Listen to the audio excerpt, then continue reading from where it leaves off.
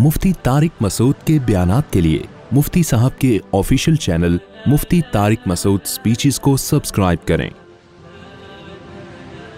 तो आजकल कब्रिस्तानों में एक मुर्दे के ऊपर दूसरा, दूसरे के ऊपर तीसरा, और मुर्दों के पार्ट्स भी बाज दफा मार्केट से शॉर्ट। मुर्दा दफनाया आपने, अगले दिन देखा अब्बा है, गुर्दा नहीं है अब्बा का।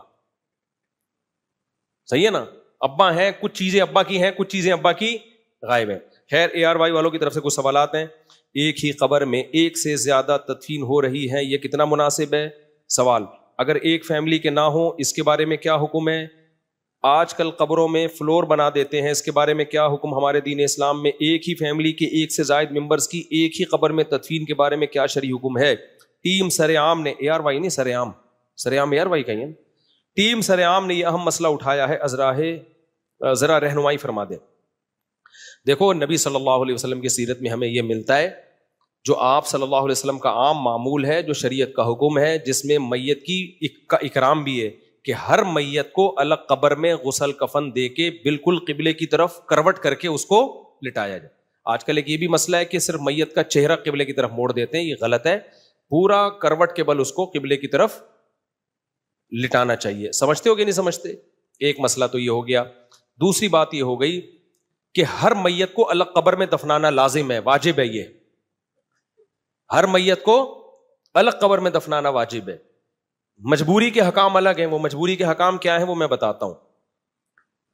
अब गवर्नमेंट कहती है, या कब्रिस्तान वाले कहते हैं, ये इतना कब्रिस्तान भर गया है, आबादी इतनी फैल रही है, चारों तरफ आबादी हो गई है, हम जगह भी नहीं बढ़ा सकते, और मजबूरन जब जगह ही नहीं है तो क्या करेंगे? पुरानी कब्र खोद के ही दफनाएंगे ना उसमें। तो उसका हल ये है कि भाई, कराची से आप हैदराबाद जाओ, जगह ही जगह है, इतनी बड़ी बड़ी जगह हैं, तो गवर्नमेंट क्यों नहीं उन जगहों को, अगर वो लोगों की जाती जगह है तो खरीद के वक्फ कर दे। मुर्दों को दफनाने के इंतजाम ये किसके जिम्मे है? ये भी हुकूमत के जिम्मे है ना। मैनेजमेंट से मुताल्लिक जो भी काम होते हैं वो गवर्नमेंट के जिम्मे होते हैं। तो गवर्नमेंट को चाहिए जगह ले और वो वक्फ कर दे, भाई ये किसके लिए,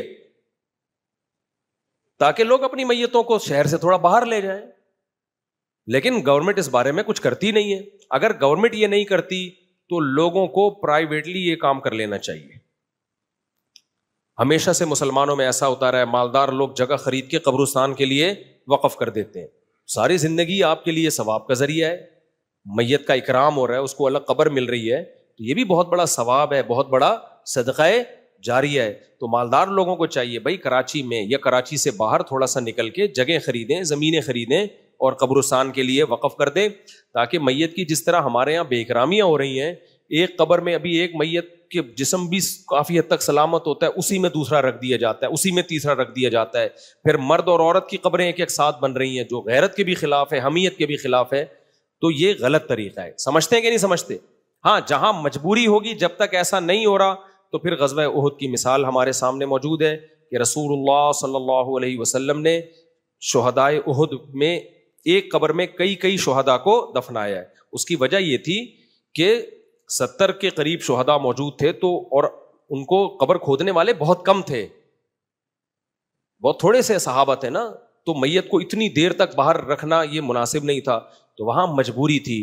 तो मजबूरी में भी फिर ऐसा नहीं हुआ कि एक कब्र छोटी सी खोदी और उसी में 4-4 शुहदा को, ना ना ना, फिर कब्रों के लेंथ और साइज क्या होती थी, वो बड़ी होती थी। तो उसमें 4-4, जैसे जलजला जब आया था बालाकोट में, तो वहां भी अब हर मैयत के लिए अलग कब्र बनाना मुमकिन नहीं था, बहुत ज्यादा मेहनत करनी पड़ती।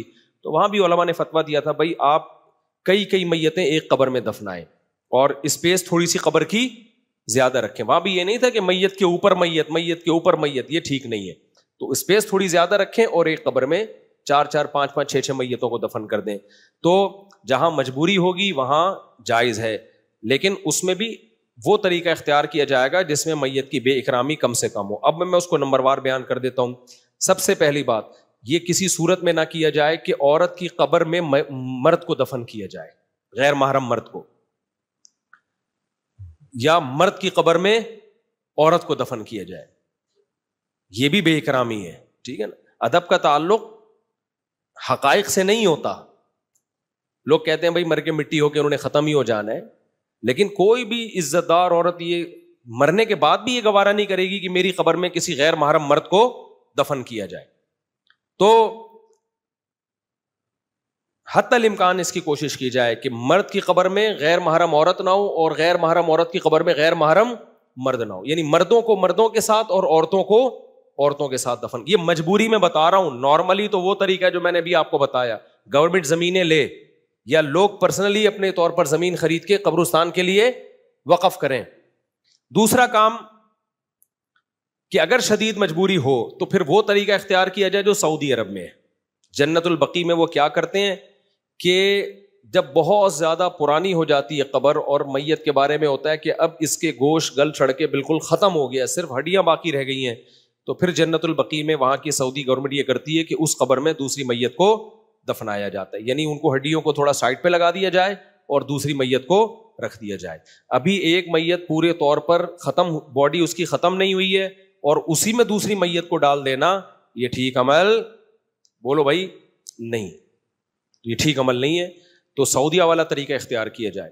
علماء نے یہ بھی بیان کیا ہے کہ 10 سال اگر گزر جائیں نارمل ٹیمپریچر والے علاقے میں, جیسے ہمارے یہاں گرمی ہوتی ہے, تو 10 سال کے بعد میت کا جسم بالکل ختم ہو چکا ہوتا ہے, تو مجبوری میں اسی قبر میں آپ دوسری میت کو دفنا سکتے ہیں, ہڈیوں کو سائڈ پہ کر کے دوسری میت کو دفنا دیا جائے. 10 سال میں عام طور پر ایسا ہوتا ہے.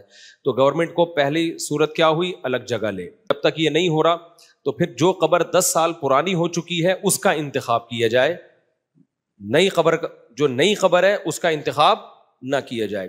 تیسرا یہ کہ یہ بھی ممکن نہ ہو تو پھر پورشن بنانے کی بھی گنجائش کہ اسی کے ساتھ دفن نہ کریں بلکہ اس قبر کے اوپر ایک دوسرا تختے رکھ کے ایک دوسرا پورشن بنا دیں, پھر تیسرا پورشن بنا دیں. یہ سب مجبوری در مجبوری کے احکام ہیں کہ ظاہر ہے میت کو کہاں لے کے جائیں, کہیں نہ کہیں تو اس کو ٹھکانے لگانا ہے نا, تو پھر ایسی مجبوری میں فلور بنا کے بھی دفنایا جا سکتا ہے.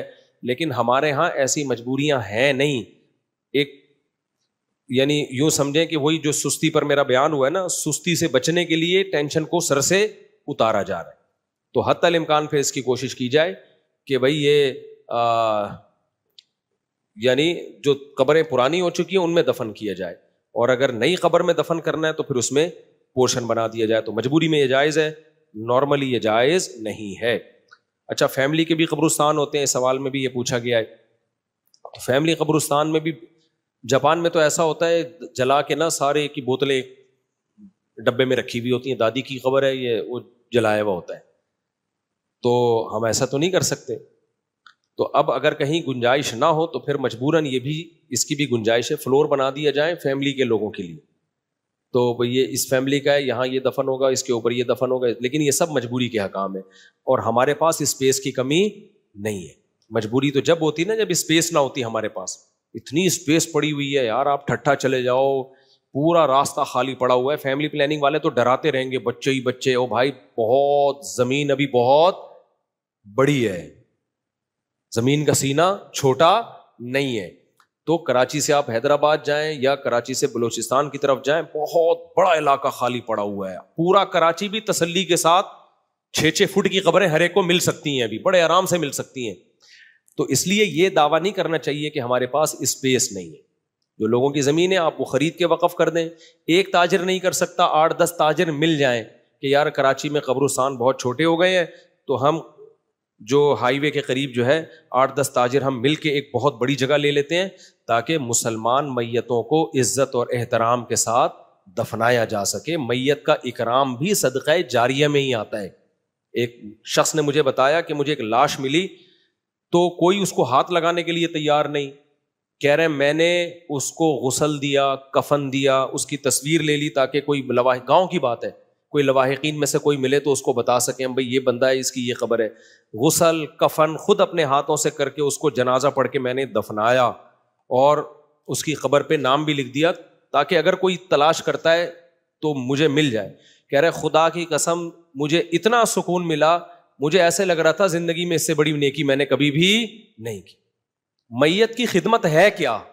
انسانیت کی آخری خدمت تو یہی ہے نا کہ اس کو تمیز سے غسل کفن جنازے کے ساتھ دفنا دو, یہی ہے نا. تبھی تو میں کہتا ہوں اپنے باپ کو اپنے ہاتھوں سے غسل دیا کرو, تم نے باپ کی زندگی میں خدمت کی ہو یا نہ کی ہو, آخری خدمت کا موقع ملا ہے, اس میں بھی لوگ عیدی سینٹر بھیج دیتے ہیں.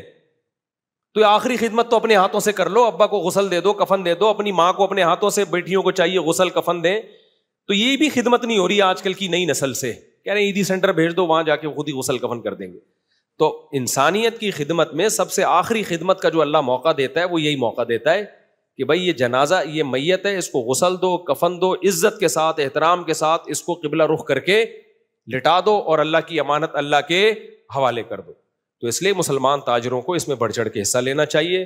بھائی چند تاجر مل کے کہیں کہ یار ہم یہ کتنی بے اکرامی ہو رہی ہے, بنارس کا قبرستان دیکھو, ایک میت کے اوپر دوسری میت, پھر اگلے دن قبر ہی نہیں مل رہی ہوتی, اس میں کتے بھی سرنگیں بنا کے جا رہے ہیں اور کیا کچھ ہو رہا ہے بے اکرامی.